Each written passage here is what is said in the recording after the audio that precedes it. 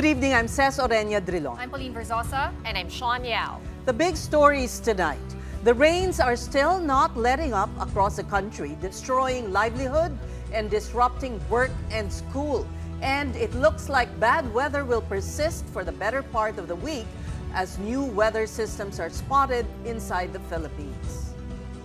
And the Philippines has given up on negotiating around the Trump administration's immigration crackdown.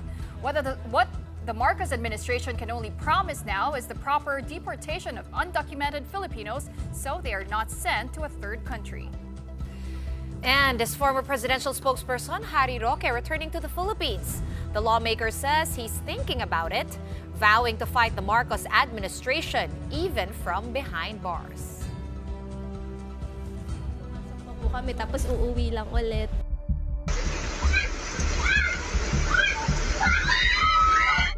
Vlogger!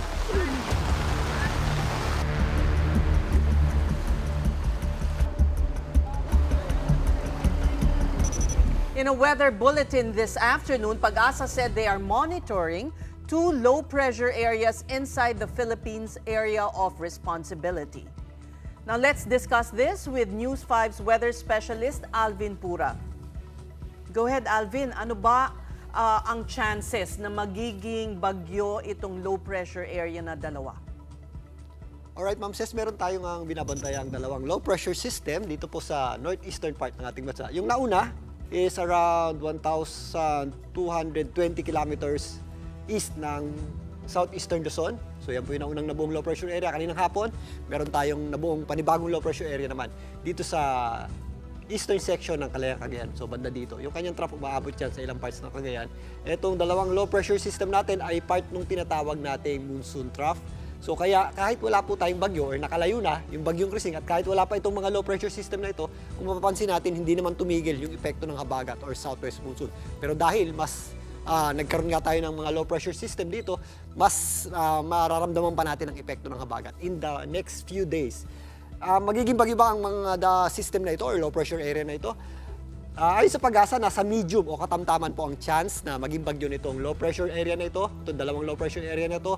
Pero ang mangyayari po dyan is, kung ano po yung mas malakas sa dalawang ito, ay hihilahin niya or hihigupin niya yung mas mahina at magiging part ng kanyang sirkulasyon. So magkakaroon tayo ng parang monsoon gyre setup o isang malawak na sirkulasyon. Kagaya rin itong dating bagyong Krising. Dahil dyan, habang binabaybay niyan, itong northeastern part ng ating bansa, yan ay hihila ng habagat or southwest monsoon. Kaya hindi natin anytime soon makikitang mawala yung ating habagat. Magpapatuloy yan, magpaulan sa malaking bahagi ng ating bansa, particularly dito sa Metro Manila at dito sa areas na malapit dito. Sa ngayon, ito po yung axis niyan. So may mga areas tayo sa bansa na hindi man masyadong maulan, pero generally dito po sa area na ito, doon natin nararanasan yung concentration ng malalakas na pagulan dulot ng ating habagat or southwest monsoon. Yes, yes? Alvin, so what you're saying is yung nararanasan nating mga pag-ulan dito sa Metro Manila, sa Batangas, no, yung mga ibang area sa western part ng Luzon ay dahil na sa pinalakas ng habagat. Yes, yun, enhanced habagat ang tawag natin dyan at hindi dahil sa mga low pressure system na ito. Malayo po yan sa ating bansa at hindi natin nakikita yan mag-landfall. If ever nga maging bagyong Dante yan sa loob ng ating Philippine Area of Responsibility, right now, mababa pa rin ang chance niyan mag-landfall or tumama sa lupa. Aakit lang yan, papunta dito sa area ng Taiwan or Southern Japan. Hindi nga natin nakikita mag-landfall. Pero habang bumabaybayan dito sa areas ng northeastern part ng ating bansa, makikita natin na yan ay magpapalakas ng habagat. So, kung makikita nyo dito sa wind simulation natin, malawak na sirkulasyon ang mabubuo dyan. Ito, yung posible nating tawaging bagyong Dante. Kasabay niyan, magpapatuloy yan, mag-enhance ng habagat or southwest monsoon. Yung enhanced habagat, mararamdaman natin yan in the next few days pa. Kaya mag-ready po tayo sa mga possible effects niyan, especially mga widespread floodings. Yes, Sean? Alvin, ito na mga Fujiwara effect, posible bang mangyari yan? At para sa mga viewers natin na hindi pa masyadong pamilyar dyan sa Fujiwara, paka-explain naman kung ano nga ba yun? Okay, ganito ang Fujiwara effect. Pag meron tayong dalawang low pressure system or dalawang bagyo na at least 2,000 kilometers ang layo sa isa't isa, nagkakaroon yan ng parang sayaw o Fujiwara effect. Pero dapat halos magsingla sila. Hindi pwedeng mas malakas yung isa or mas mahina yung isa dahil hihilahin niya lang yan or hihigupin siya or magiging parte lang siya ng sirkulasyon niya. So dapat nagkakalapit ang lakas niyan or hindi gaanong malayo. yung kanyang mga wind flow or wind barbs, yun yung maghihilan or magtutulakan sa kanila. Kaya magkakaroon tayo ng parang umiikot na dalawang sama ng panahon. Yun yung tinatawag nating Fujiwara effect. In this case, meron tayong nakikitang mas lalakas na bagyo. Kung mapapansin nyo dito sa ating wind simulation, ito ang mas malayo, yung inaasahan natin na mas lalakas. In the next few days, magiging parte siya ng sirkulasyon nitong nung mas malakas, yung mas mahina, at magiging isang malawak na sirkulasyon. So parang i-absorb niya yung circulation ng mas mahina nating sama ng panahon. So less likely natin nakikita yung tinatawag nating Fujiwara effect o yung sayaw nga ng mga bagyo.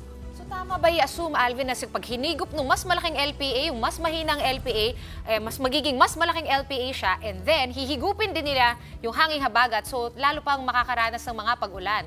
Sean, tama yung paghila at pagpapalakas sa habagat nitong ating mas malawak na sirkulasyon. Pero yung dalawang bagyo, pag nagsanib, not necessarily lalakas ito. Hindi siya parang yung anime na Dragon Balls na pag nagsanib, nagiging mas malakas yung mga bagyo natin. Pag nagsanib, nangangahulugan lang yun na nagkakaroon siya ng, nagiging parte ng sirkulasyon yung isa. So hindi naman siya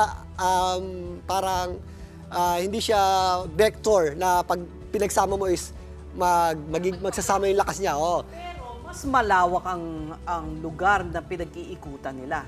Hindi Diyan ka magiging tama, Ma'am Ces. Makikita nga natin na dahil sinakop niya yung sirkulasyon ng mas mahinang low pressure area natin, mas malawak ngayon yung ating trough o yung tinatawag nating extension ng ating bagyo. So mas naging malawak yung ating sirkulasyon. At Ces, kung mapapansin natin yung mas mahinang mga low pressure system, kagaya nitong ating binabantayan sa ngayon, mas malawak ang sirkulasyon niyan at mas buwaghag pa yung ating mga kaulapan. Pero yung mga nakikita nating malalakas na bagyo, gaya ng mga Yolanda, Odette, kung mapapansin nyo, siksik yung ating mga pagsirkulasyon niyan o yung pag-ikot niyan dahil dito sa tinatawag nating centrifugal force ng bagyo. So depende po yan sa panahon at kung paano nabubuo yung ating bagyo at sa mga weather system na nakapalibot dito. Again, kung mapapansin nyo nga, napakalawak ng ating inaasahang sirkulasyon para dito sa posibleng maging bagyong Dante.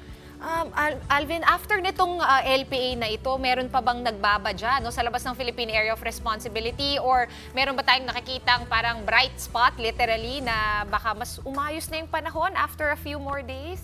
As of now, base dito sa ating mga long range model, sa mga susunod na linggo, meron tayong nakikitang paghina naman or pag-atras nitong ating habagat or southwest monsoon. Pero medyo malayo pa ito sa ating forecast model. Ibig sabihin po niyan, hindi pa po yan ganun ka-accurate.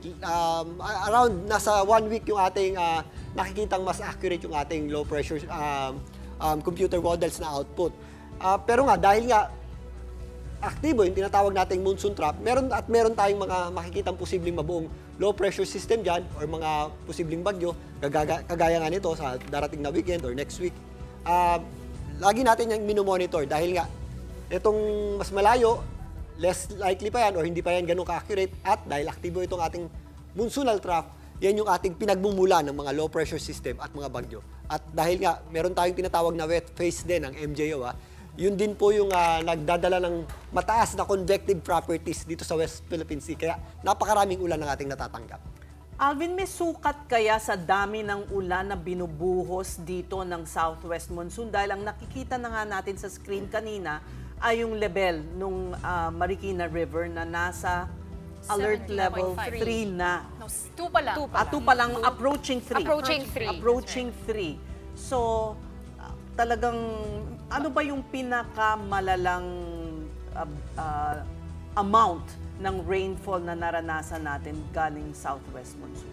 Just wala pa tayong data sa ngayon yan, pero nitong mga nakaraang araw ay nakaranas talaga tayo ng malawakang pag-ulan na dulot ng habagat or southwest monsoon, at in the next few days, possible pa yan mangyari. Pero sa ngayon, hindi pa to nakikita natin na maging kasing level nung nakaraang taon na Bagyong Karina, kung maalala nyo, na sobrang lawak nung pag-ulan na halos 2 buwan or isang buwang dami ng pag-ulan ang natanggap ng Metro Manila. Sa ngayon, hindi pa rin natin nakikita, pero hindi pa tapos yung ating habagat episode. Episode ang tawag natin dyan sa ngayon dahil nga nagkaulan na nitong nakarang araw at mag-uulan pa sa mga susunod na araw. So, magkakaroon tayo ng general idea niyan sa mga susunod na araw pag nakakuha na tayo ng data dahil doon sa ating tinatawag na accumulated rainfall o yung mga nakukuha natin pag-ulan. Dulot nga nitong ating habagat episode this time. Ang habagat, Alvin, ang hirap i-predict ng rainfall amount. Bakit ba nagkakaganon? Kasi kapag may bagyo, syempre may mga kategorya yan, may sukat ng wind speed, ganon. Pero bakit yung habagat, grabe talaga, nasa ibang level yung buhos niya, tapos biglang titigil, babalik, panaka-naka.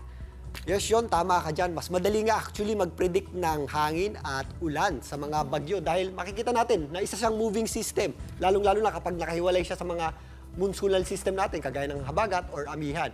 Madaling makita yan dahil kapag nakadaan na yung bagyo, wala na rin siyang, sumasama sa kanya yung mga pagulan niya at yung hangin. Pero itong habagat po, ang concept natin dyan is yung ating mga habagat system ay wind system. Yung hangin natin ang gagaling yan sa mga high pressure area, dito sa area ng Australia, tumatawid dyan sa equator, pumupunta dito sa may West Philippine Sea, at tumatawid nga sa mga low pressure, or pumupunta dito sa mga low pressure system sa itaas na bahagi ng ating bansa, tumatawid dyan sa ating bansa. Ngayon, nagdidepende yung lakas niyan sa lakas nitong ating low pressure system, kaya pag lumakas yung ating mga bagyo, lumalakas din yung ating habagat, at doon sa pinanggagalingan niyang high pressure area. So napakahirap niyang estimahin kung gaano kalakas yung dami ng ulan yan at kung gaano siya katagal. Dahil nga, hindi naman kaagad nawawala yung mga low pressure system dito at hindi rin nakikita yung ating high pressure area naman sa baba. Ngayon, ito pong habagat, ang isa sa characteristics yan, kaya napakahirap din mag-estimate ng mga pagulan yan. Para yung conveyor belt, nabubuo yung ating mga pagulan dito sa may West Philippine Sea, lumalapit sa atin yan. So, kaya nakakaranas tayo minsan lang moderate rains, tapos heavy rain. So, depende nga sa lakas niya kung ano yung natatanggap natin ng mga pagulan. Pero, kapag malakas yung ating habagat, tuloy-tuloy halos yung ating mga nararanasang pagulan, gaya ngayon. And Alvin, July pa lang o July na, pero pangatlong bagyo pa lang ang tumatama sa Pilipinas, which is Krising. Ilan ba ang mga sama ng panahon na tinataya ng Pag-asa for this year, 2025? On a yearly average, nagkakaroon tayo ng 19 to 20 na bagyo at nag-average siya ng 7 to 9 landfalls. Ngayon, dahil nasa mid-year na tayo, so around 50 na bagyo pa ang ating inaasahan pumasok or mabuo sa loob ng ating Philippine Area of Responsibility. Pero ang peak nga ng ating habagat or southwest monsoon ay nagsisimula or nararanasan natin tuwing buwan ng July hanggang September. Okay, maraming salamat sa iyo, Alvin. 15 pa. O kaya huwag ka munang umuwi, ha? Diyan ka lang. Hanggang September ka na. Kinokontrata ka na namin, Alvin. Okay, maraming salamat ulit sa paglatag nung maaasahan natin ngayong linggo. News 5 Weather Specialist Alvin Pura.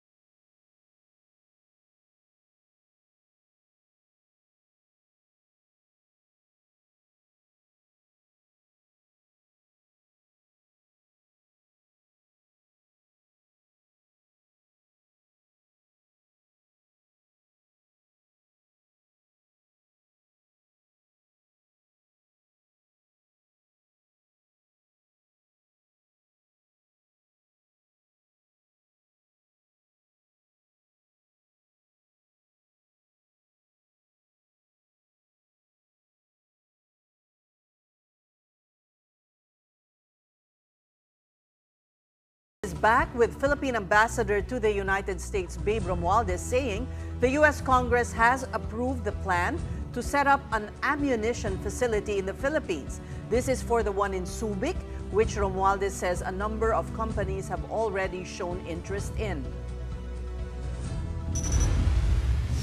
Well, I think that the first step that was taken was that the U.S. Congress has approved the production of ammunition in the Philippines. Obviously, we're open to that one because it's a good way of being able to have a combination of both defense and economic cooperation between the Philippines and the United States. So, again, these are talks that we're pursuing together with our economic team on how we can continue to have this type of cooperation, especially with the U.S. Defense Department.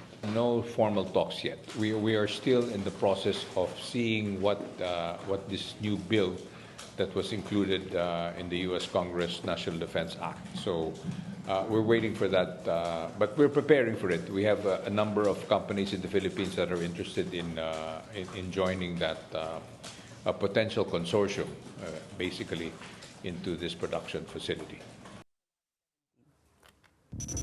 Meantime, Romualdez does not see the Philippines and the United States having a free trade agreement soon, at least not until the two nations nail down a final pact on reciprocal tariffs, which the U.S. wants at 20% for Philippine goods. Still very far in the sense that we have to get over this particular discussion first on the tariff. After that, we're hoping that the free trade agreement would probably come into play. If you remember, during the first administration, there was already conversations surrounding the FTA, and we were in the process of actually going in that direction. But that changed, obviously, with the new administration. On another issue, Romualdez admits Manila will no longer negotiate around U.S. President Donald Trump's deportation drive. There are almost 4,000 illegal Filipino immigrants being monitored across the United States. The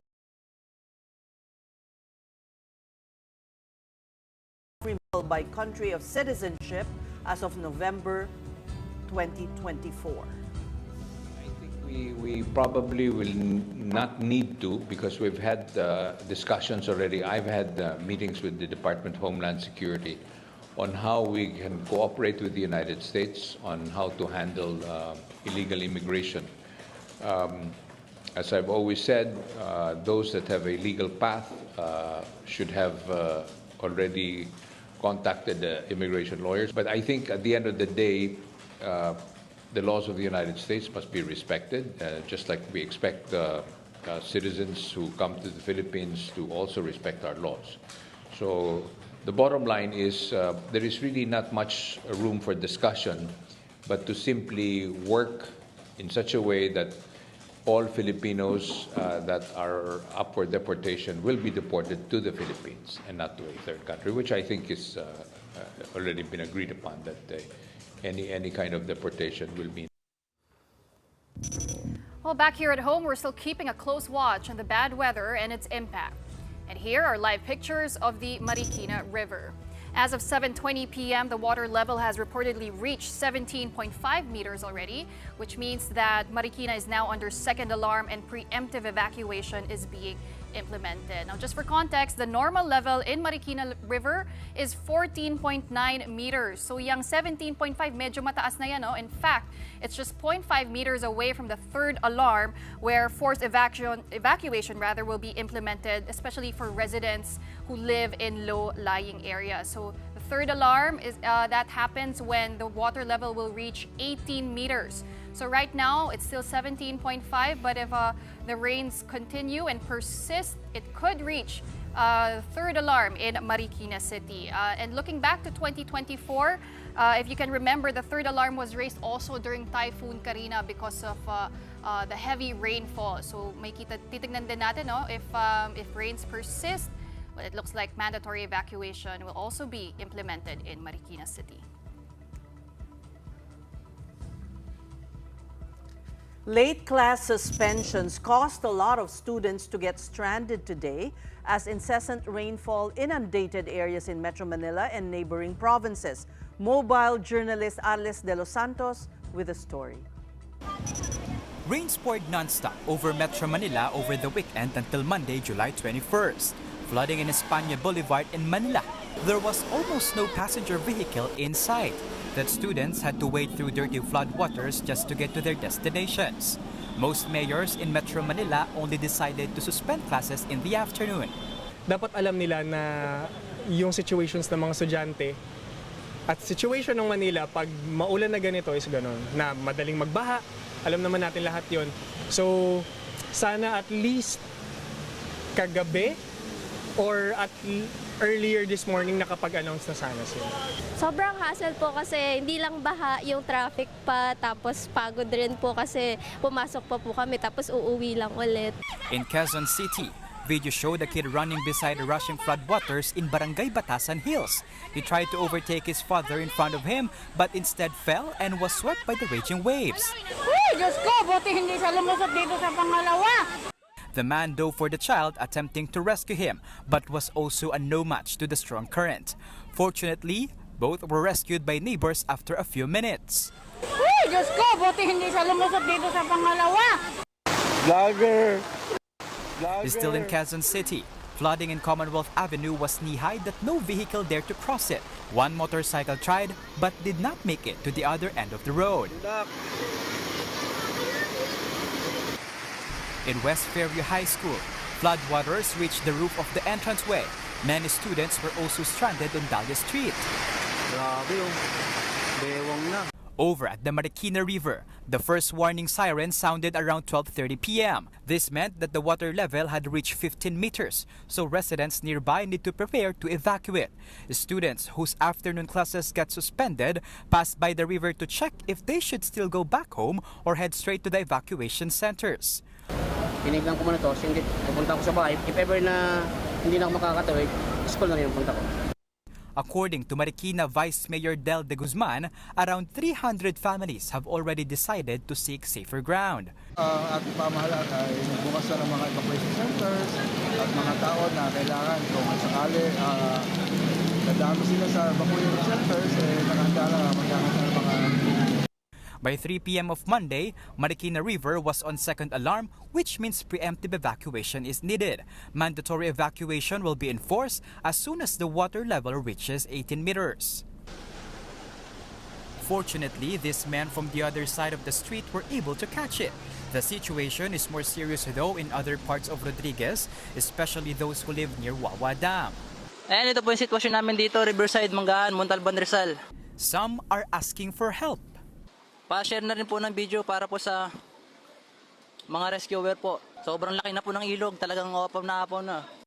Meanwhile, weather improved in areas in the north that experienced the wrath of Tropical Storm Krising. In Cagayan, authorities have begun looking for the missing. One is a man who got swept by the river in town of Alcala last Saturday. But he accidentally let go of the rope, which led them to be swept to the center of a flooded cornfield. His brother attempted to rescue him, but he drowned. In total, more than 2,000 families lost their homes in Cagayan due to Krising. Mobile Journal Arnes de los Santos. We are One News. Project NOAA, when it was launched in 2012, was the government's flagship program for disaster prevention and mitigation. More than a decade later, how has Project NOAA helped in providing warning systems, most especially in times of heavy rain and flooding? And joining us tonight is Project NOAA Executive Director Dr. Mahar Lagmay. Good evening and welcome to the Big Story, Mahar. Hello, good evening, Ces. Good evening, Shawn. Sino pa yung isa? Pauline. Hello, Yeah. Good evening, everyone. I caught your interview with Gretchen Ho, and you mentioned that soon you will, the website will be providing live updates, real-time updates. Are you able to do that now? Right now, there are near real-time information such as the satellite data.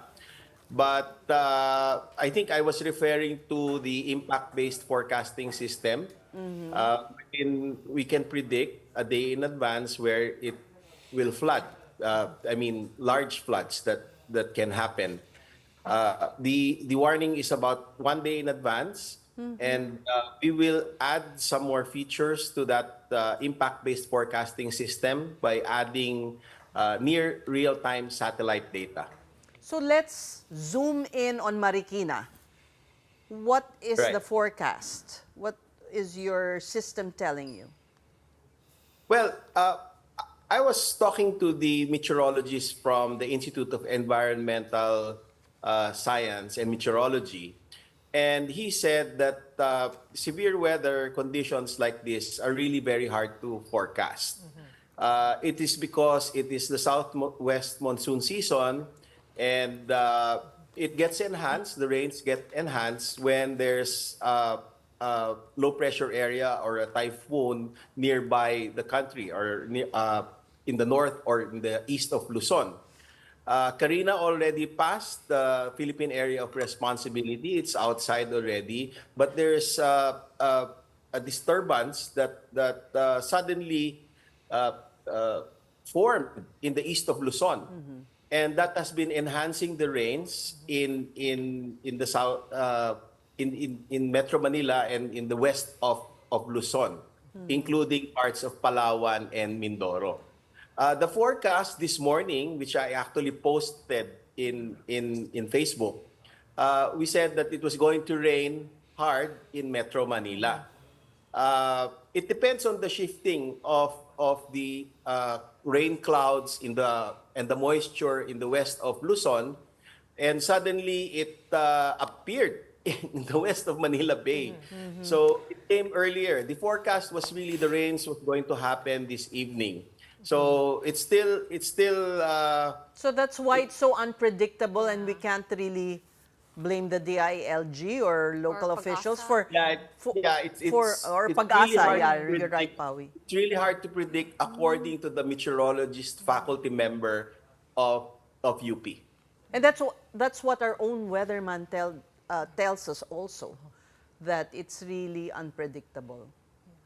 Yes, large-scale disturbances, convection are easier to or is easier to forecast. But this kind of a combination between the habagat rains and severe weather happening east of Luzon is I think harder to predict. Well, it's actually based on what the faculty member, the meteorologist that I talked to, or that I consulted. How can we improve it, though?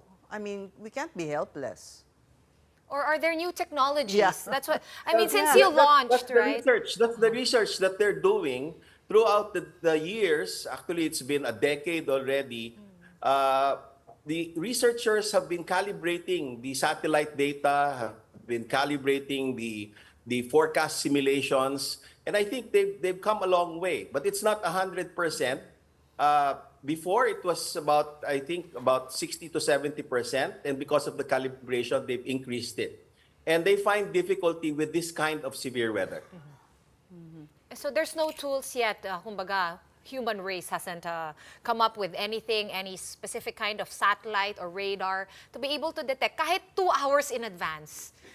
Because that's kind of the window, right? Like, for instance, what happened today, right? Students had to go home, classes were suspended noon. It created an even bigger problem. I think the classes were suspended earlier because I saw the announcement this morning. So it was not afternoon. So the rains happened in the morning. The suspension was in the morning as well. I think late in the morning. Okay. But what's the window that we have now currently? Sorry, Pawi. Na parang how much lead time does technology allow us to be able to prepare? Kasi sometimes I see expect this within 2 to 3 hours. That's the way the rainfall advisories are released. Yeah. When we're talking about floods, rain is different. Floods are different because it takes time for the water to pond and generate the flood. We have what we call as forecasts, and these forecasts are in advance, maybe a day or 2 days in advance, and that's based mainly on computer simulations. Now, we also have reference, or we can reference ground data such as sensors, rain gauges, as well as automated weather stations, and also satellite data, which provide near real-time data. When we look at this, we have what we call as nowcasts. And these nowcasts can predict the floods. As I said, the rain is different from the floods. So if, for example, the rains happen in the mountains of Marikina, it will take several hours, maybe 3 to 6 hours before the floods rush in the low-lying areas of Marikina Valley. So that kind of prediction we can do. Project NOAA did that during the 2012 Habagat, 2013 Habagat, 2014 Habagat, during Ulysses, and last year as well, during Karina. Pag-asa does that as well. But in terms of the rain and the forecast a day in advance, sometimes the meteorologists, I think, experience difficulty. Well, Mahar, what about, so you did mention ground data and satellite data, but in this article I read that UP NOAA also encourages users to send in their photos. Is that possible, sending photos of what they see on the ground in order to help your data and predicting the disasters and risks? Yeah, we crowdsource data to be able to validate the flood hazard maps that we have created. And we've been doing this throughout the years for a decade already, and we've been validating the flood hazard maps. And the accuracy is quite high, even for flood simulations or hazard maps that we did a decade ago. So those crowdsourced data aren't really to improve the rainfall forecast. It's a way by which we can improve and validate the flood hazard maps that people can refer to find out whether their neighborhood is hazardous or not. And to find out also the places where it is safe to go to in case there's a severe weather event that is impacting the area. And is funding a big factor when it comes to upscaling your data and the information for NOAA? Of course, funding is very important. But I think the Philippines has been spending about 100 billion per year for disaster mitigation. And that's just one aspect of the 4 pillars of disaster response, or disaster efforts of the country. Because there's the response, there's the prevention and mitigation, there's the prevention part, and there's also the reconstruction and rehabilitation. Just for disaster mitigation alone, we are spending about 100 billion per year. So in terms of funding, I think it's available. We can do these things. We can improve research. We can improve the other non-structural means of solving our flood problem. So I really don't know exactly what your question is referring to. Is it the funding for NOAA, or is it the funding? I guess, are you adequately funded? Because we're being funded by government. In fact, Congress funded the building of a 10-story structure for the UP Resilience Institute and NOAA Center.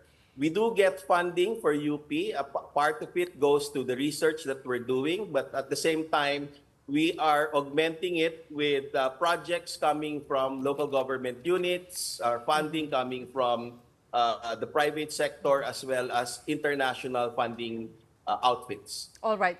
Now, flooding seems to be getting worse every year. Can you pinpoint a single cause of this worsening floods, or is it a combination of many factors? Like, is it climate change? Well, is it climate change? Yes. Poor infrastructure? I mean, government keeps spending on flood prevention projects, pero nandyan pa din. And before you answer, Mahar, I'd like to add to Ces's question para isa na lang yung sagot. How has your flood hazard map changed since its launch? That was way back Pinoy admin ago. And nagbago ba based on yung mga data from your crowdsourcing and the validation? Is there a big shift in how these maps look like now in 2025? Yeah, we keep on producing new scenarios for floods because of climate change. So whenever there's a local government unit who tries to get our help or request for our help, we simulate the floods that reflect scenarios of climate change. And going back to the question of Ces, she asked what kind of things that or flood simulations we are doing, or what's the cause of it. Climate scientists have been saying that the rains, the severe weather events, the typhoons, the cyclones will become more powerful and more frequent. That means that the rains will increase, the floods will, of course, become larger. There will be more widespread landslides, and if there are storm surges, it will become higher. All of these are being simulated by the UPRI NOAA Center. So if I were to pinpoint a single thing that that causes all of these things, all of this hardship for people in Metro Manila, I think it's global warming that causes the climate to change, and those that happened only once every 100 years, which was quite rare, happen now instead of once every 100 years, once every 10 years, or once every 15 years, or even more frequent than that. I forgot to include trash, human, waste, our contribution to this phenomenon of flooding. Yes, of course. Blocking the drainage would aggravate the problem. Putting concrete that reduces infiltration would also aggravate the problem. Cutting the trees in the forest also aggravates the problem. Climate change also aggravates the problem. It becomes more frequent, these floods, rains become more powerful. So there will be more suffering, and it's changing the manner by which we live. There are things that are natural, and add to that, there are anthropogenic activities that we are doing that complicate and aggravate our problem in the Philippines, which has already been there, and we're making it worse. Well, Bahar, apart from climate change and human waste, you also posted on social media actually that one of the reasons kung bakit binabaha yung mga kalye, in particular you encircled Commonwealth Avenue. You said daanan talaga siya ng tubig pero nilapatan ng kalye.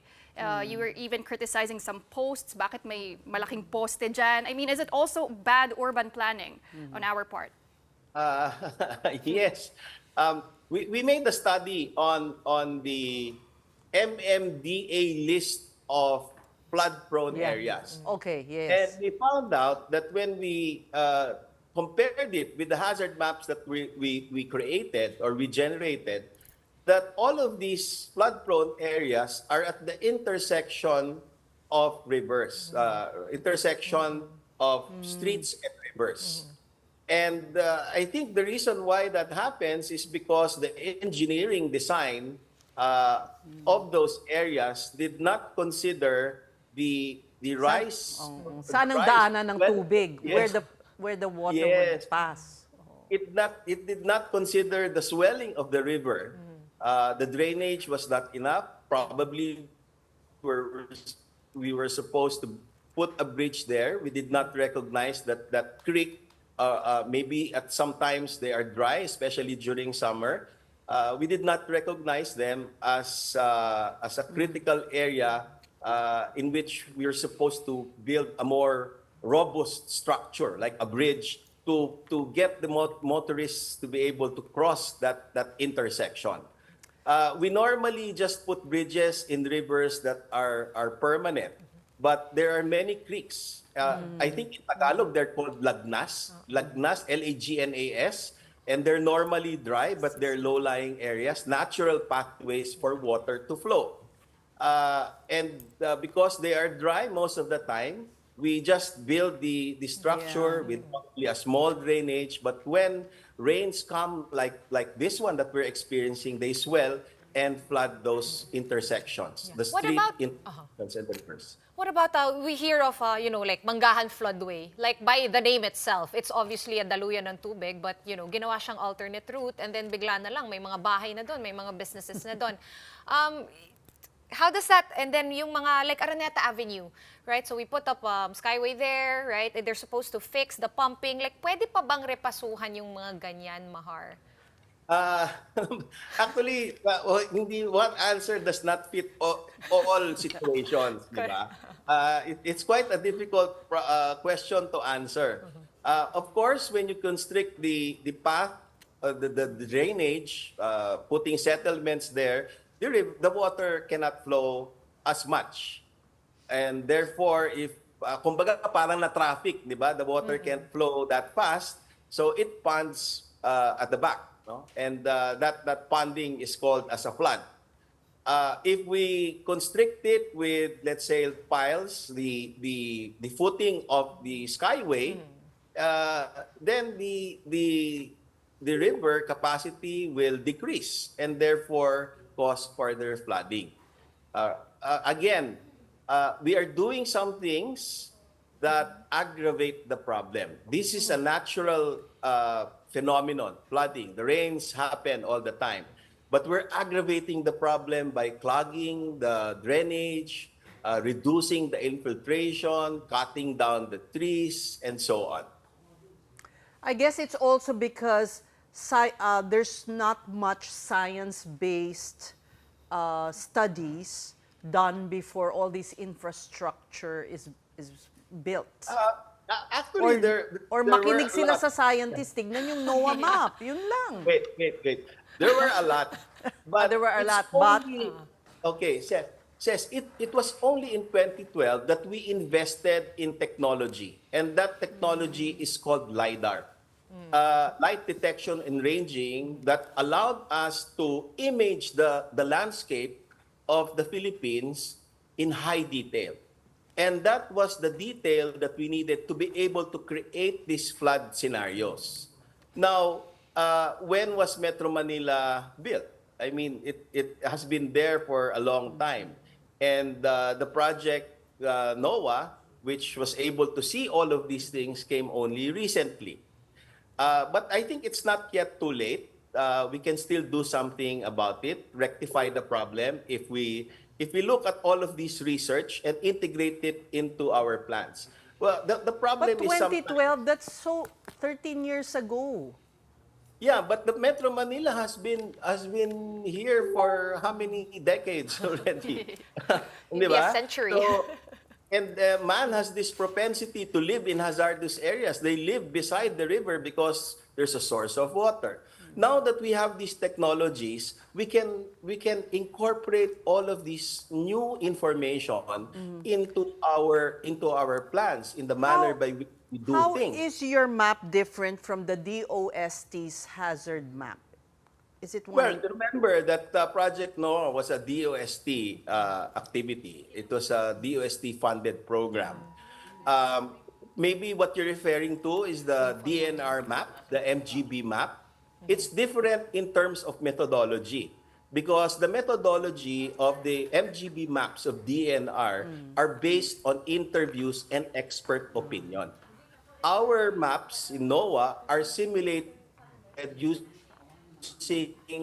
a detailed topography and using the knowledge on the physics of the flow of water. So we simulate it based on the historical rainfall of Pag-asa, a historical rainfall record of more than 30 years. And then we let it flow over that detailed topography to see where it floods and it does not flood.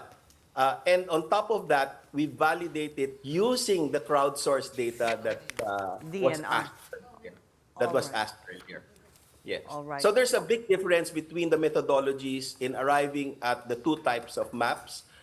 Those are based on interviews, based on the historical record and expert opinion. The maps of NOAA are based on computer simulations, the physics. These are powerful computers, by the way, and the physics of the flow of water and of course validated by people on the ground. And we've been doing that for so many years already, more than a decade already.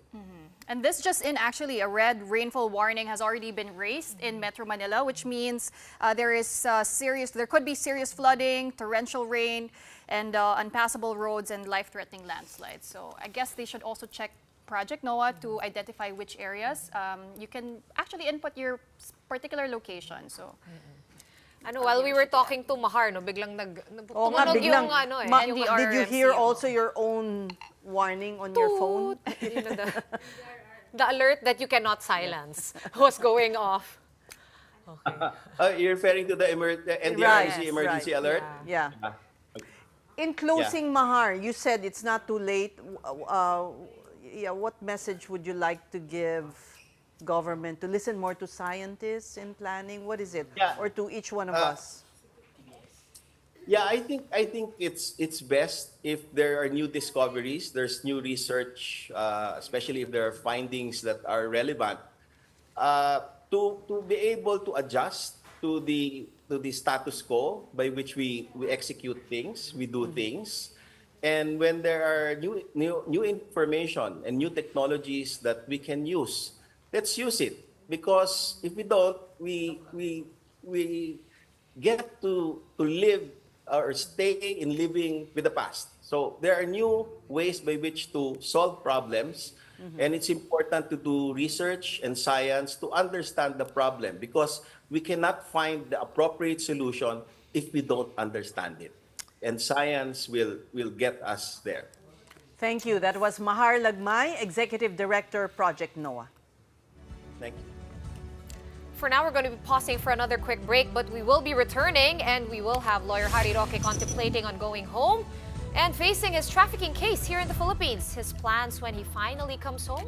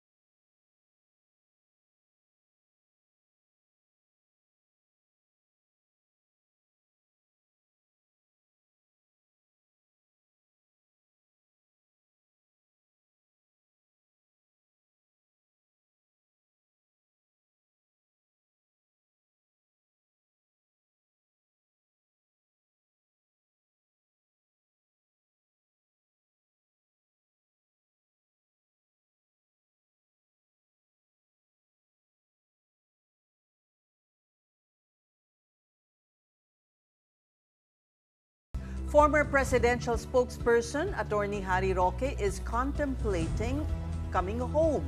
In a video uploaded on Instagram, Roque initially expressed his frustration in former President Rodrigo Duterte's continued detention at The Hague. He also alluded to Duterte's legal team as making their own decisions on the case, which, according to Roque, are yet to yield positive results. So instead of staying in The Hague, he's just rather come home and face his legal battles and the administration here. Nag-iisip na nga po ako kung mas mabuti pa sigurong umuwi na ako ng Pilipinas at kahit pa paano, labanan ng Marcos administration sa loob ng kulungan. Kasi sa mga pangyayari po dito sa Tatay Digong sa Dahig, hindi ko naman po maatim na panuurin lang si Tatay Digong habang nakakulong at walang nangyayari. Hindi po tayo nagkulang sa pagbibigay ng suhestyon, kaya lang po hindi po tayo ang nagdedesisyon para kay Tatay Digong.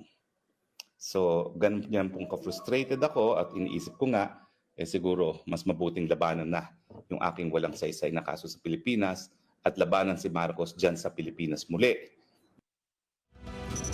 Now, over the weekend, the legal team of former President Rodrigo Duterte asked the ICC to suspend its decision on his request for interim release just weeks after they filed the motion themselves.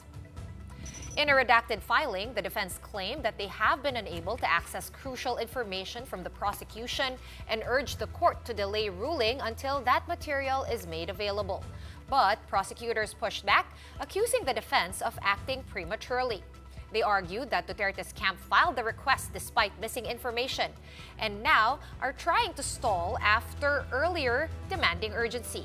In an interview with our sister program Storycon, ICC-accredited lawyer Attorney Joel Butuyan called out the defense's inconsistency, saying the request lacked legal grounding and focused on irrelevant issues. Teka-teka motion or an atras-abante motion, no? The defense moved for interim release, and then when the prosecution filed its response, biglang they want to suspend, no? The issues in an interim release are whether or not Duterte is a flight risk, whether or not the victims would be at risk, no? They would be endangered if he's released, and the evidence would be compromised, and whether or not Duterte will commit more crimes if he's released, no? And it appears that the defense is making a big issue out of whether or not there is a country that is willing to take him in, no? If the interim release is granted. But you know, the issue of whether or not there is a country willing to take him in is at the bottom of the totem pole of issues. And on a lighter note, this rainy Monday evening, our big picture tonight is the Philadelphia Phillies not holding back during their latest kiss cam, trolling the now viral CEO and HR head who got way too cozy at a Coldplay concert last week. Set to Coldplay's Speed of Sound, the Phillies mascot spoofed the infamous cuddle panic moment between astronomer CEO Andy Byron and head of people Christine Cabot, who, plot twists, are both married but just not to each other. The crowd went wild as the mascots nailed the scene, one ducking out of frame and the other turning away in mock shame. The original clip, filmed at a Coldplay concert in Foxborough, Massachusetts, went viral after frontman Chris Martin teased that the couple might be having an affair or were just extremely shy. As the video racked up millions of views,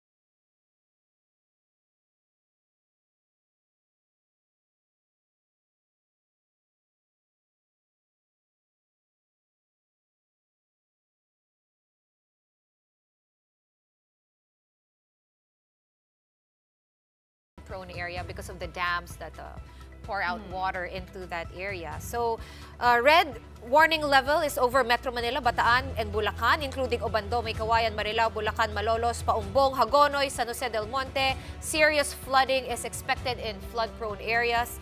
So, orange warning level over Zambales, Pampanga, Cavite, Batangas, Laguna, Rizal, and Bulacan, including Angat, Balagtas, Baliwag, Bukawe, Bustos, Calumpit, Doña Remedios, Trinidad, Giginto, Norzagaray, Pandi, Plaridel, Pulilan, San Ildefonso, San Miguel, San Rafael, and Santa Maria. Flooding still threatening in those areas. So, do check Pag-asa's latest forecasts. It's all on their social media pages. Even Project NOAA to know if your area will be affected by the incessant rains. All right, but for this Monday, that's it for the big story. Thank you so much for watching. We are One News, all sides, all the time. We'll be back here tomorrow at 7:30. Till then, stay safe and stay dry. Have a good night.